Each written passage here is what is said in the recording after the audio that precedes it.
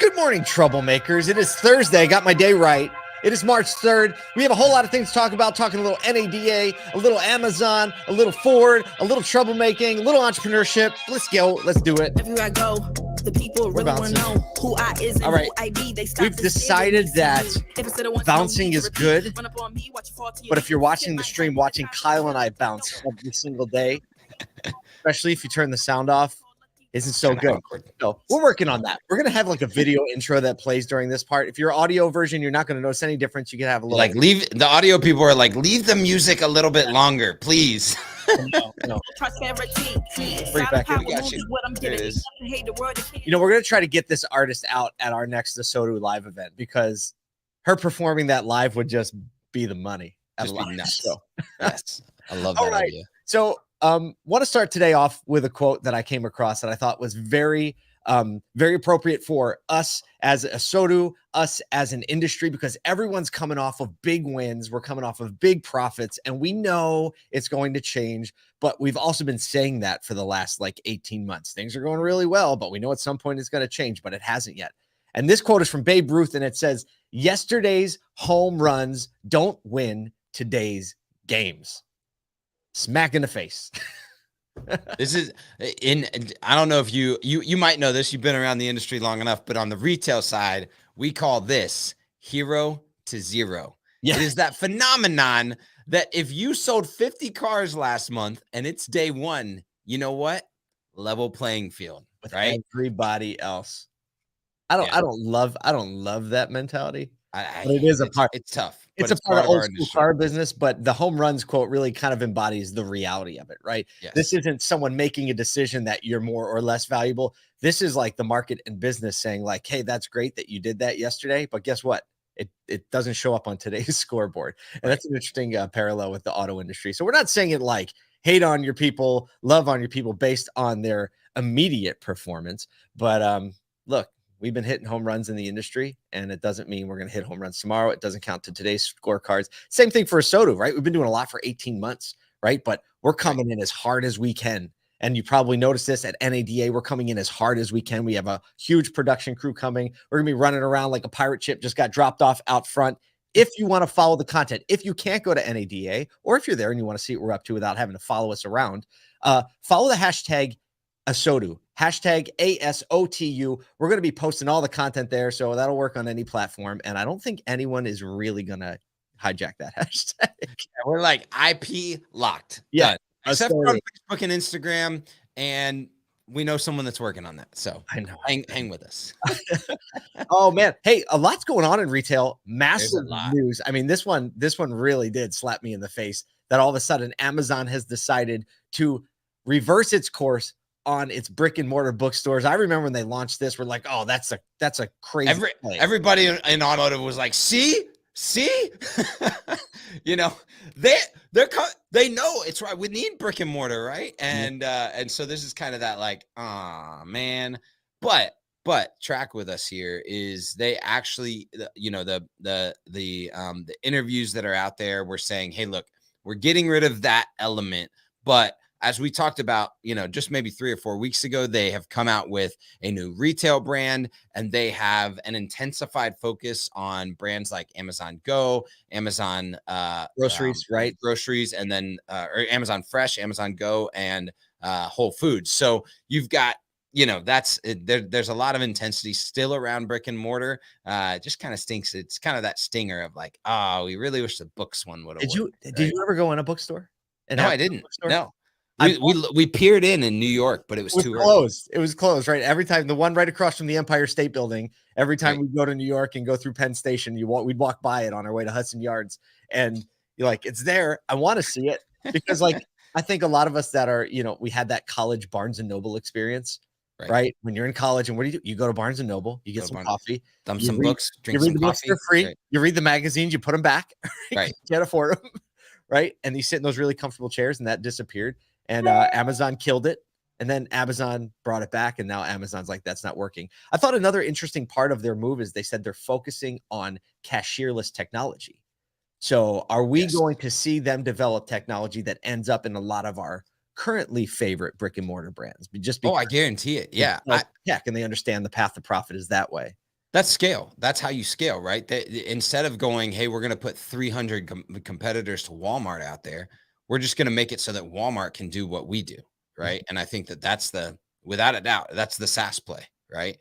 So thinking about that as any business is like, and we see this with dealers a lot, right? We've seen this with many groups that kind of go, I need a solution for this problem. All of a sudden they solve it for themselves. And instead of going, hey, we're just going to go buy 15 more dealerships and do it in those dealerships, they go create a separate entity, create a software structure, and all of a sudden start selling SaaS into other dealerships, because we know that where there's pain in one, there's probably pain in many, right? I mean, so that's the one that comes to top of mind that's probably the most successful so far, or has done it like most in depth, is probably Fuse Auto Tech. You know the tech space better than I do. Are they probably right. the best example of someone who's like taken it, deployed in store, jettisoned it, and now has gone like full scale? Is Fuse, in your mind, the biggest one? Yeah, I think, there's been some that have kind of done it where it's like saw a problem, went out of the store, and then started the company. I mean, that's how Car Now essentially happened, Oh, right? okay. I didn't know that. Where Tim Cox, came out of the store, had a connect, was in a store, had a connection with someone that said, hey, what if we did this? And then immediately went out of the store to develop it, right? So there was still that built by car people. Yep. Fuse, A to Z Sync, some of these like showroom technologies are really the first ones to kind of be like, oh no, we solved it for our team. There's a company, Dealer Bible, that I actually worked with at Nelson, right, that has done that. There's actually Carmigo is a trade tool that has done that. So we've seen that across the industry in different ways. A lot of the biggest companies, though, kind of came as like, hey, I'm going to get out of the dealership and then create this thing. But those homegrown products, I think, are going to be the next level of that. For sure. Speaking of dealers investing in technology. Stop. Segue. Time. You probably didn't even know you were doing that, but I just skipped our next thing we wanted to talk about because this one was such a good segue. Steve Greenfield made an awesome announcement yesterday, and it was an announcement for a new dealer fund. And if you don't know Steve Greenfield, check him out at automotiveventures.com. He has a great auto intel report that comes out every week. It's really in the tech investment space. And basically he announced a new fund that is going to involve only multi-rooftop franchise dealers who have this appetite and capacity to adopt new technologies. And they're kind of use this as a dealer funded, almost like an incubator for new technology or new companies that are bringing solutions. The thinking is that, right? Like if the dealer's on board and the vendor is on board, the partner's on board, they're going to both have a vested interest to make it work faster. Yep. Yeah. So basically it's a VC, it's a venture fund, right? Where they're inviting dealers to invest in the fund, right? And then he's going to manage the fund with his advisory board in investing in new technologies. They'll vet the technologies, bring them in. They have Automotive Ventures has an investment fund already that is filled with some actual some VCs. But this is, I think, a unique opportunity because then those programs, those technologies actually will get more access to dealers that are doing it on ground, both to input, beta test, as well as get that feedback. It's really great. Right? Because how many times does a product come out of the incubator and it gets installed in a store and so many things come up where you realize like, oh, I didn't even think of that. Oh, that's broken. As much as you can test it. But when you have that partnership level where you're real-time testing it with people who can say that before you were like, oh, here it is, it's finished. That's so important. Well, I was actually on the phone with Jamie Oldershaw, who helped create DealerRater last night. And, DealerRater did not come out of the dealer. It was kind of like, a couple of guys, wanting to create content and build something around dealers that Google and Facebook kind of couldn't touch. But I was just giving him a little bit of context for like how I used it when I was at the dealer. Right. And that was kind of like opened his eyes, like, oh, that is really valuable, or, oh, that is really important, or we have to be able to do this. Right. I mean, you just get that extra level of insight when it's grown out of the dealer instead of kind of like handed off to the dealer post creation. Right. I mean, that's one of the things. I mean, I think Steve's on to something with bringing dealers into these other ventures. Yes. I do think that it's an often ignored thing, but to remember that one of us is never as smart as all of us. and the friction in the dealer vendor relationships, the friction that builds up because it's kind of like siloed interest, right? Vendors are always like, you know what dealers need to do, right? Yes. And I know dealers hate hearing that statement, right? Because like vendors have no idea, right? And so that builds up all these, like, you're going to move to your side of the field. We're going to move to our side of the field. We're going to send a delegation to the middle and see if we can work it out.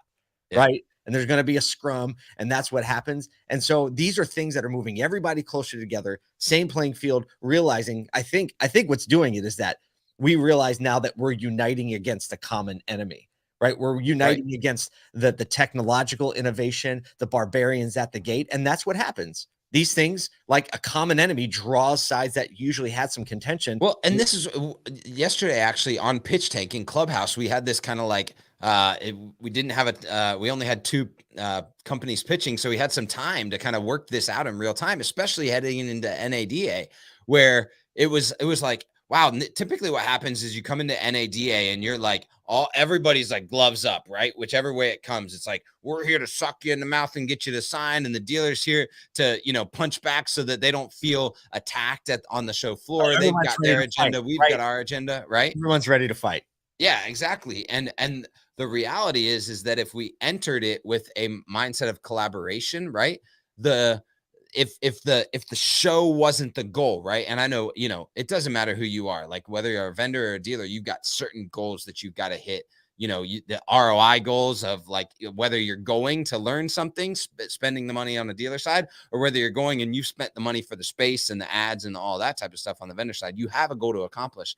But if the end goal is to accomplish is more collaboration, more thought together, right? What comes out of it instead of just what happens at the show is much greater. And I think that we're pointing to this more and more often, right? And that was the spirit of the conversation in the room yesterday on Clubhouse. So I think we're all kind of onto this, and that's the energy around the industry. Here's the magic word in this whole scenario. And it's not a word that it's a word I think is gaining traction in the behaviors of leaders in automotive, but it's not a word that has been part of automotive culture. It's humility. Right? It takes, you and I have both been on both vendor side. We've both worked at stores, you much longer than I have, but we've been in the situation where either a vendor knows everything, right? And everything the dealer's doing is stupid, or the dealer's sitting there during the pitch, not even making eye contact, right? Not just doing something else, right? You're laughing because emails over here. See, yeah, been there, done that. And they're talking, and their whole posture is, I don't believe you. You're wrong unless you can make me kind of look up from whatever else I'm doing that is so important. Right. None of that exhibits any level of humility and like, I might be able to learn something here. And that I think is what we're moving closer to. And that's what we're trying to build and encourage through ASOTU. And I think that that's what's going to, in large part, help us win. Yeah. All right. We got one more thing to talk about. Speaking of humility. Stop. Segue. Time. No, but I think you're right. Yeah, I think you're right. So it's come out yesterday, and we started talking about this with the Ford CEO coming in saying, hey, look, we believe that the dealer is the best place to execute our not just current, but future strategy, right? And so just a little bit more information about what happened. I think his name is Jim Farley, right? Yeah, so Jim Farley says, hey, what we're doing is we're splitting our business into 3 entities. Those entities will be I think it's like Ford Blue. Ford Blue is traditional ICE and combustion engines. Yep. Ford Model E, right, which is the electric version. And then what was the third one? It was the software. I can't remember exactly. I don't remember the third one. Actually, I only remember the 2. Yeah. So, but essentially like 3 business entities that are operating in separate P&Ls so they can keep, and then also operating with different personnel, right? So that the person designing the new EV car is different than the person designing the internal combustion technology, because they're saying like that's not going away anytime soon, especially for even their own use of items. They were saying not just commercial and resident retail, but also for Ford's use. And then saying that, hey, we're not just like, for the moment we'll put up with dealers. They were saying, no, we know that the only way for us to do this well is a better partnership with our dealers, right? A better understanding of what we're working toward together. I talked to a Ford dealer yesterday, And he was so excited. He's like, "Did you hear the news?" Right? I "Did love you it. hear?" Right? I was like, "Absolutely, I actually did." But I wasn't thinking, he's like, "We're so excited." He's Ford Lincoln dealer. And he's Right. like, "This is what we've been trying to convince them of." And this dealer is committed to customer experience, committed to like he's exactly the guy that should be first in line to get Yeah. the EV stuff because he'll execute to it. But he was so excited. And so I think there's a 100%. lot of excitement amongst Ford dealers. And obviously, this sends a signal out across the industry because Ford was the first one to do it and say, we believe in the dealers. And it's going to be really hard for someone else to take a different turn when such a big one. Now we'll see. Like if it works well, then we're fighting for it to be the standard. Yeah, You know? I'm telling you what, Ford's pulling on my heartstrings recently. They're just pulling on all of them, and I love it, and I'm ready. I'm here for it. So I know it. yep. Another thing that is important to talk about with this Ford's kind of humility enough to say these should be separate.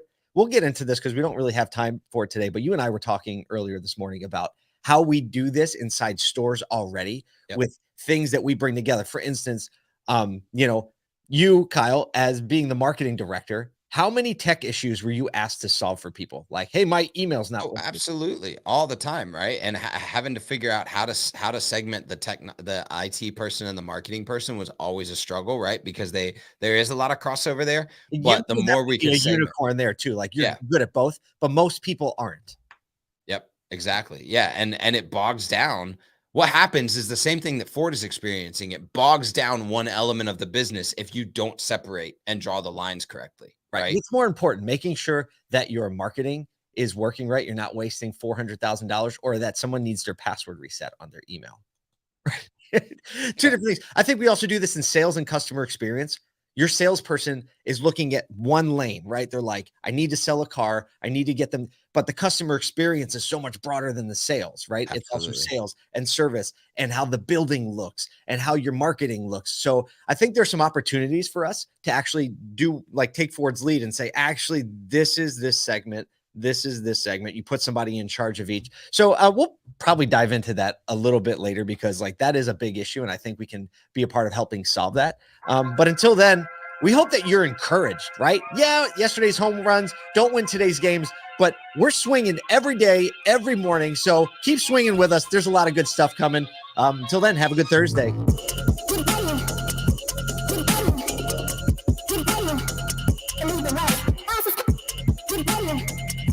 Keep